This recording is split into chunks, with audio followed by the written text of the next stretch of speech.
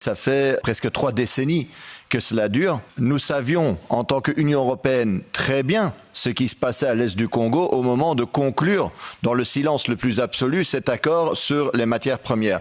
Et c'est là où il y a évidemment un décalage entre les paroles et les actes, qui fait que la méfiance de la population congolaise vis-à-vis de l'Union européenne, sa politique étrangère, augmente. Et je le comprends tout à fait. Quand on, d'une part, dénonce la violation de l'intégrité territoriale du Congo, mais d'autre part, envoyons des millions à l'armée rwandaise, c'est incompréhensible.